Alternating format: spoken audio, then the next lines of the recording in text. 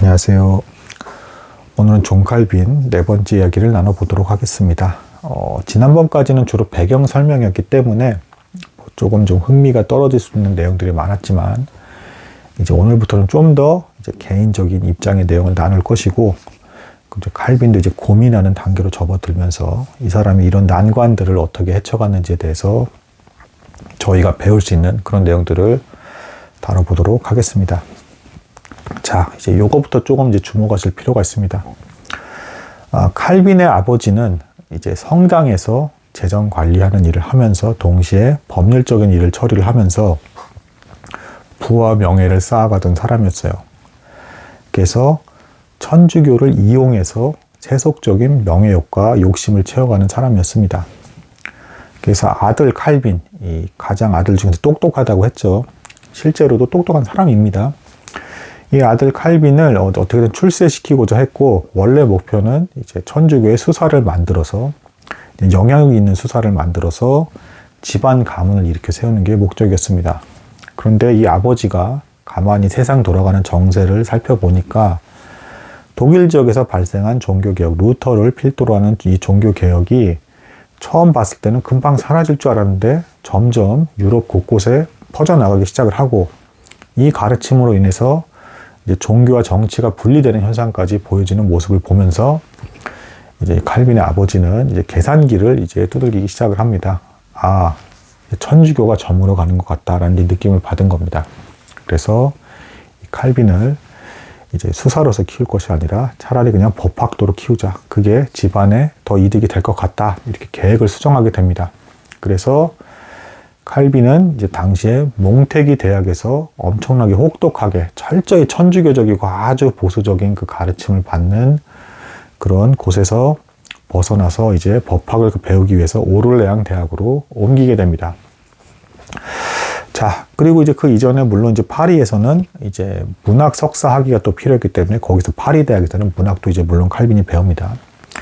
그래서 졸지 어쨌든 칼빈은 이제 오를레앙 대학에 와서 법학을 공부해야 됐어요. 물론 이 법을 배워서 나중에 나중에 칼빈이 목회를 하게 됐을 때 시민법이라든가 여러 가지, 그리고 이웃 간의 관계에 있어서도 도움이 될 만한 것들을 실질적으로 배운 것이 맞지만, 그리고 놀랍게도 칼빈이 법학을 배운 지 얼마 안 돼서 실제로 주변 사람들이 칼빈에게 이런 문제는 어떻게 했으면 좋겠어, 저런 문제는 어떻게 했으면 좋겠어 라는 이런 물어보는 편지와 기록 내용이 대단히 많습니다. 그러니까 그만큼 총명하고 이제 사리 판단을 잘했다, 이렇게 볼 수가 있겠습니다. 근데 더 중요한 것은 여기서 이제 법학을 배운 것이 중요한 것이 아니라 자유분방한 이 환경에 놓이게 되었기 때문에 이제 칼빈은 이때 젊은 시절이었죠. 젊은 자유분방한 이제 루터의 신학을 받은 젊은이들을 많이 접하기 시작을 했다. 친구 중에는 이미 박해와 차별을 받을 것을 각오하고 이제 그 루터의 신학을 지지하면서 이제 개혁주의 신학이라고 이제 볼 수도 있습니다. 그런 개혁주의적인 어떤 신학을 이제 믿고 따르는 사람들이 주변에 제법 많았다. 그래서 실제로 고통도 받고 힘들게 살아가는 친구들도 칼빈 주변에 있었다라는 것입니다. 이들을 통해서 칼빈은 이전에 이제 그 천주교, 당시에는 이제 대단히 부패했죠, 유독. 그래서 그 부패했던 그 분위기가 잘못된 것에서 점점 벗어나서 성경 말씀에 관심이 생겨나게 되면서 그러한 것들을 근거로 조금씩 하나님을 알아나가는 그런 시기를 밟아가게 되었다. 이렇게 볼 수가 있겠습니다. 자, 칼빈에게 또 하나의 이제 또 신기한 어떤 섭리가 또 작용을 하는데, 지금 이 오를레앙 대학이라는 자유분방한 곳에서 개혁주의 신학, 이제 더 바른 성경 중심적인 신학을 배워가게 됐잖아요. 그리고 그 전에는 또 어떤 섭리가 있었습니까? 몽테기 대학에서 이 라틴어를 배울 때 거기가 이제 라틴어 교육 과정이 엉망이었는데, 이제 그 중에서도 가장 뛰어난, 이후에 100년 이상 이 책이 가장 라틴어를 가리키는 훌륭한 책이다라는 그거를 저술한 사람이 4학년 과정에 있다가 너무 갑갑해서 기초부터 내가 가르쳐버리겠다 해서 1학년으로 내려오면서 칼빈을 가르치게 됐다라고 했죠. 이 시기에 이제 어떤 일이 또 발생을 하느냐. 그 누아용이라는 곳에 그 이탈리아에서 넘어온 법률 전문가가 이제 나타나게 됩니다. 그래서 이걸 또 듣고 아버지의 어떤 이제 권위에 의해서 누아용에 가서 이 전문 법학자에게 또 수업을 듣게 돼요. 수업을 듣게 되는데 막상 칼빈은 이제 금방 실망하게 됩니다. 이 사람의 가르침이 별로 새로울 게 없다. 근데 여기서 그럼 쓸모없게 이렇게 시간이 낭비된 것이냐? 그게 아니라 여기서 칼빈이 이제 평생 나중에 이제 주석서에도 서문에도 썼지만 뭘 말을 하는 아주 탁월한 헬라어를 가리키는 사람을 또 만납니다. 이 헬라어를 가리키는 이 볼마르라는 사람에게 이 누아용에서 이걸 배움으로써 칼빈이 이제 에라스무스가 유럽에 퍼뜨린 헬라어 신학성경을 읽게 됩니다. 이게 아주 놀랍게 사용이 된 거죠. 그러니까 정작 법학을 배우는 건 메인이 아니고 이제 계속해서 어떻습니까? 뭐 오를량 대학에서도 그렇고 친구들을 통해서 그렇고 계속 성경 중심의 개혁 신학적인 그 가르침을 칼빈이 접할 수 있게끔 환경이 제공되고 있죠. 그리고 이번에는 계획에도 없었던 헬라어를 이렇게 잘 배우게 됨으로써 신약 성경을 접하게 되었다. 당시에는 이 헬라어가 라틴어에 비해서 2단 언어라는 평가를 받았어요. 그러니까 라틴어가 표준이었고, 그리고 이제 헬라어는 너무 다양하고 잡다한 철학적인 색채가 강한 언어다라고 해가지고 2단 시대였단 말이에요. 근데 라틴어를 기반으로 하는 이 천주교 세력과 권위가 점점 약화되면서 이후에는 성경 원전 중심으로 탐구를 할 것이기 때문에 이 헬라어는 대단히 중요한 것이었다. 이렇게 볼 수가 있겠습니다. 자, 이렇게 섭리가 이제 열리고 있는 과정에서 또 결정적인 이제 일이 벌어지는데, 이제 칼빈의 회심에 대해서 제가 이제 말씀을 드리도록 하겠습니다.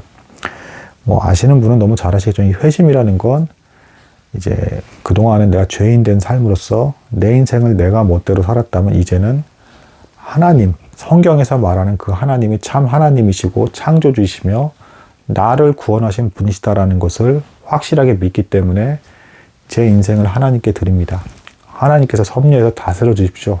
라는 이러한 믿음, 전인격적으로 받아들이는 그 본능적인 믿음이 생기는 것을 이제 회심이라 볼 수 있죠. 이제 죄인 된 상태에서 이제 구원받은 하나님의 자녀, 백성이 되었다라고 이제 볼 수가 있는 것입니다. 근데 이것에 대해서는 조금은 이제 안타깝지만 여러 의견들은 있는데 칼빈이 워낙 잘 얘기해 주지 않아서 뚜렷하지는 않습니다. 왜 잘 얘기를 안 해줬냐? 이 하나님께 이 마음을 돌이켜서 믿게 되는 이 진실되게 전적으로 믿게 되는 이 과정이 굉장히 극적인 사람들이 있어요. 대다수는 보통 꾸준히 하나님의 말씀을 듣고 성경책도 읽고 기도하고 생각 없이 좀 이렇게 그런 과정을 보내다가 어느 순간 본인 스스로 자각하게 되면서 내가 하나님을 분명히 믿고 하나님 없이는 내가 살 수 없구나라는 것을 깨닫게 되는 순간, 이런 형태로 이제 회심을 고백하는 경우가 거의 다인데요. 아주 뭐 극적인 경우로 이제 뭐 회심하는 경우들도 있습니다. 근데 이 극적으로 회심하는 경우, 뭐 예를 들면 뭐 폭력배였고 너무 이제 나쁜 사람이었고 남봉꾼이었고 막 이랬던 사람들이 갑자기 확 극적으로 바뀌면서 다시는 그런 죄를 전혀 저지르지 않고 극적으로 바뀌는 이런 이야기 스토리들이 자칫 그 이야기가 너무 흥미롭기 때문에 성경 자체를 보기보다는 나도 저런 극적인 체험을 하고 싶다라는 그런 욕구를 자꾸 불러일으켜서 주변 사람들을 어렵게 하는 경우들이 있습니다. 그래서 칼빈은 이제 굉장히 겸손한 사람이고 자신을 드러내기를 원하지 않기 때문에 철저히 숨기면서 하나님의 영광과 이웃 간의 사랑이 드러나길 바라는 사람이었기 때문에 잘 이야기를 하지 않았습니다. 그럼에도 불구하고 시편 주석 서문에 이제 가장 확실한 일단 기록이 있어요. 자신을 다윗 왕과 비견하면서 다윗 왕의 있던 신앙생활이 나와 좀 많이 비슷한 부분이 있다는 걸 조심스럽게 언급을 하면서 제가 그래서 이 시편 주석을 쓸 자격이 어느 정도는 생긴 것 같습니다라는 식의 어떤 그 글을 남긴 게 있어요. 그러니까 다윗 왕이 어떤 사람이었습니까? 하나도 이름도 아무도 모를 그냥 목동이었죠. 양치는 자였는데 갑자기 어느 날 뜻하지 않게 그 돌팔매가 이렇게 사용될지도 몰랐고 그걸로 골리앗을 이제 잡으면서 순식간에 이제 아주 유명한 그 인물이 되고 나중에는 왕이 되는 이제 그런 인물이 되죠. 칼빈도 자신은 자기가 이렇게 복음을 전하고 성경을 가르치고 말씀을 나눌지는 전혀 예상도 못했고 어디에 드러나지도 않은 조용한 사람이었는데 어느 순간 자기가 이렇게 시편 주석까지 쓰게 되는 이런 상황이 되었습니다라는 것을 빗대어서 표현한 것입니다. 전적으로 하나님께 내 마음을 드립니다라는 고백을 하게 된 이후에 전심전력해서 하나님을 알아나가는 과정을 밟아갔다라는 것이에요. 뭐 이런 또 이제 다른 기록도 있긴 합니다. 뭐 한국어판 번역에도 이제 짧게 이제 주석수 서문에 이제 뭐 이런 것도 나오는데, 하나님의 교회를 거룩하게 하라라는 음성을 들었다라는 뭐 얘기도 있기도 해요. 뭐 그런데 제자들의 또 이제 증언에서도 약간씩 차이가 있기는 한데, 어쨌든 칼빈은 주변의 친구들의 이제 대화와, 그리고 이제 그 개혁 신학을 이제 실제로 이제 루터의 저술도 이제 본 것으로 몇 권은 읽은 것으로 이제 보여집니다. 그 책도 보고, 또한 헬라어 성경을 또 이제 직접 보고 하는 그 과정 속에서 자신도 모르는 사이에 어느 순간 이렇게 고백을 합니다. 이제 천주교적 잘못된 예배와 거짓 신앙에 대해서 내가 벗어나게 되었다. 하지만 그게 어느 날 하루아침에 이게 싹 다 완전히 지워지는 것은 아니었다. 이게 뭐 이런 기록을 해요. 그러니까 이제 신중하게 살펴본 끝에 내가 이제 그런 잔재에서 완전히 많이 벗어난 것 같다라는 그 상태가 되었을 때, 비로소 짧게나마 내가 이제 하나님을 전적으로 믿습니다. 이렇게 결과론 쪽으로만 얘기를 하지, 내가 신비주의적으로 어떻게 이렇게 신기하게 바뀌었는가에 대해서는 이야기하고 있지 않다. 그럼에도 불구하고 믿음은 이제 확고해졌지만, 여기서 이제 칼빈의 어떤 과도기적인 행동이 나옵니다. 이게 무슨 얘기냐면, 자, 이제는 전적으로 하나님을 위해서 살아가기로 일단 작정을 했어요. 근데 이제 20대 초반이 되었는데, 무엇 하며 먹고 살 것이며 나는 무엇 하면서 어떻게 하나님을 섬길까에 대해서는 여전히 이제 알 수 없는 것이죠. 칼빈도 뭐 다짐은 하고 믿음을 고백하긴 했고 하나님께 충성을 하긴 했지만 어떻게 살았는가에 대해서는 여전히 막연한 것입니다. 이 시점에서 뭐 이제 이런 기록도 있습니다. 이 사람 존 칼빈에서는 이제 뭐 여기저기 집집마다 이제 뭐 다니면서, 당시에 이제 프랑스는 천주교가 굉장히 이제 위세를 드높이고 있었기 때문에 이런 개혁적인 신학, 루터의 가르침을 함부로 공격하게 말을 하면 박해를 받고 핍박을 받고 가끔 흥분한 어떤 관중들에 의해서 화형도 당할 수 있는 막 이런 상황이었어요. 그러니까 몰래 돌아다니면서 복음을 전하다가 뭐 피신하게 되었다 뭐 이런 기록도 있는데, 그것도 조금은 모호하고요. 뚜렷한 것은 일단은 초기 회심 때 여전히 카톨릭에 이제 속해 있는 상태에서 사람들에게 공적인 자리에서 말씀을 전했다라는 기록은 있어요. 왜냐하면 이제 당시에 학식이 높은 사람이 별로 없었기 때문에 그런 사람에게 그런 걸 맡기는 경우들이 있었거든요. 그래서 그걸 전했을 때 신기하게 사람들이 몰려와서 저 사람의 가르침이 이상하게 마음속에 각인이 되고 은혜가 된다라는 그런 반응에 대한 기록도 있어요.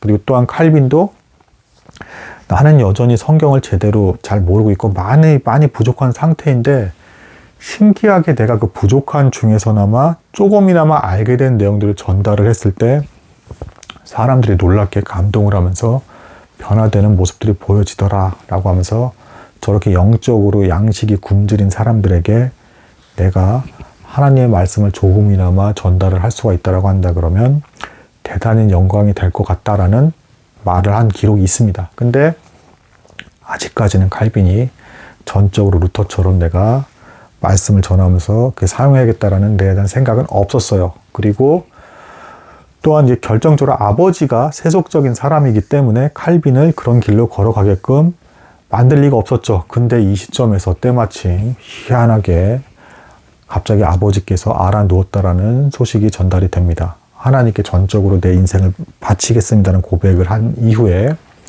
아버지께서 갑자기 알아누우시더니 이제 임종 순간을 맞이하게 되는 겁니다. 그래서 칼빈은 그 옆에서 이제 아버지를 이제 한동안 병간호를 하게 된 것이죠. 여기서 근데 이제 좀 놀라운 편지가 있긴 해요. 친구에게 뭐 이제 너에게 빨리 돌아가고 싶다 뭐 이런 기록이 있어요. 그러니까 아버지가 돌아가시는 그 상황에서 여기서 벗어나서 빨리 친구에게 돌아가고 싶다. 굉장히 비인간적인 것 같은 내용의 편지죠. 근데 추측을 하건대 이 아버지는 너무 세상적인 욕심이 많은 사람이기 때문에 죽어가면서도 분명 칼빈에게 어떤 이제 돈이라든가 명예에 대한 어떤 그런 말들만 남겼을 것으로 보이고, 거기에 대해서 칼빈이 그런 내용을 듣기 싫은 나머지 빨리 친구들의 품에 돌아가서 자유롭게 성경을 연구하고 또한 개혁신앙을 이제 배우고 싶은 이제 그런 것을 표현한 것으로 이제 보여집니다. 아무튼 이렇게 돼서 아버지는 이제 갑자기 어느 날 이제 돌아가시게 됩니다. 이때 집안 상황은 대단히 안 좋아서 이미 동생이 성당에서 폭행 사건으로 연루가 돼서 성당을 통해서 돈을 버는 것은 끊긴 상황의 그런 집안이었다. 칼빈은 그리고 여기서 빨리 벗어나서 자신은 자유롭게 학문의 세계를 탐구하고 싶어 했다. 라고까지 말씀을 드릴 수가 있겠습니다. 그리고 그 다음에 이제 그 세네카의 관용론이 이제 첫 칼빈의 이제 그 저작이자 책이 되는데 이 책을 왜 썼는지에 대해서와 그리고 이것 때문에 드디어 이제 어려움이 본격적으로 시작되기 시작을 합니다. 이것에 대한 내용은 이제 다음에 제가 말씀드리도록 하겠습니다. 오늘은 여기까지 나도록 하겠습니다. 감사합니다.